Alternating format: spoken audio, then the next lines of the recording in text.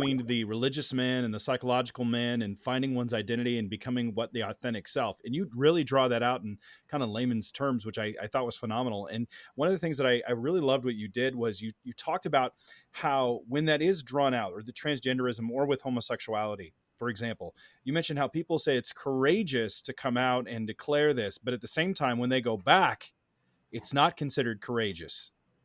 And it seems like people are swallowing this lie of this, as you mentioned, the Cartesian dualism, if you will.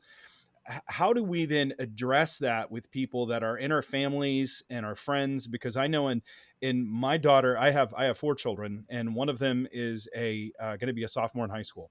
And she is already dealing with this with her friends. And I'd say almost 1/3 of her friends are choosing. It's the popular thing to be bi, or how could you be against it? And, or poly or pan or whatever it is. And I'm not sure if many of them even know what that is, but how do we then address this with our family and friends? Because I have not just my daughter facing that, I've got on both sides of my family, young people that are in this world that it's just being brought to them all the time.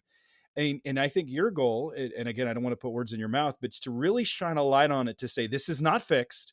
This is a lie we've been told. And let's get back to the biblical view of the body, for when we do, we're going to really see how God has made us. But I mean, what do you say to that? How do you help people to see that? Well, just to focus on a particular issue, let's go to homosexuality. Okay, Because let's do it.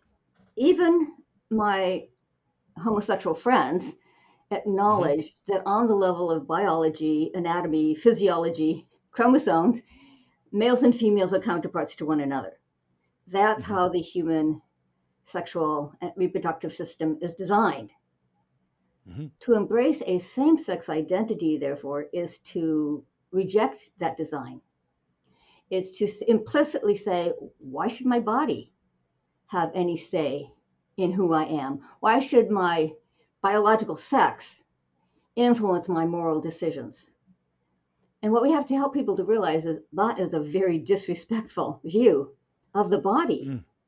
And so the logic there is, if my body is not part of who I am, why should I let it determine my moral choices? There's a well-known public intellectual, I'm sure you know, named Camille Paglia. Camille Paglia is a lesbian. By the way, she's now claiming to be transgender, but for many years she's been a lesbian feminist. And the reason a lot of conservatives read her is because she's a bit of an iconoclast. She does not accept the feminist view that sex is just a social construction. She says, no. Nature made us male and female. Humans are a sexually reproducing species.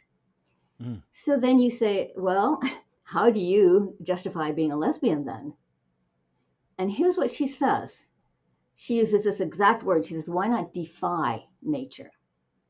And then she goes on to say, fate, not God, has given us this flesh. We have absolute claim to our bodies and may do with them as we see fit. So do you catch the logic there? If our bodies are products of mindless, purposeless forces, then they have no intrinsic purpose that we're morally obligated to respect. They tell us nothing about who we are, and the mind can do with the body whatever it wants. It's perfect. That is perfectly logical from that perspective. In other words, if our bodies are products of material forces, then what dignity do they really have? They're just products of natural selection. And actually, this is where I push people back. When you say, how do you deal with them? First, I deal with having respect for your body, and then I help them to see the underpinnings of that. Your view of morality always rests on your view of nature. If it is true, like Camille Paglia says, that our bodies are products of mindless, purposeless forces, then it makes perfect sense to say, do with it what you want. It's just a natural resource, like any other natural resource, and we can exploit it and use it, for our own purposes. There is no divine purpose that we're supposed to respect. The Christian viewpoint is teleological. In other words, there's a purpose. comes from the word telos, right? Which means purpose. And it says that, in fact, we are made for a purpose, and science shows us that we're made for a purpose, that uh, living things, living structures are made for a purpose. Eyes are made for seeing, and ears are made for hearing.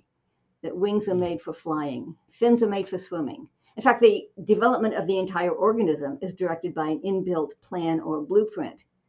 So science itself tells us that living things are made for a purpose. And what Christians are saying is that when we live in accord with that purpose, we will ultimately be happier and healthier.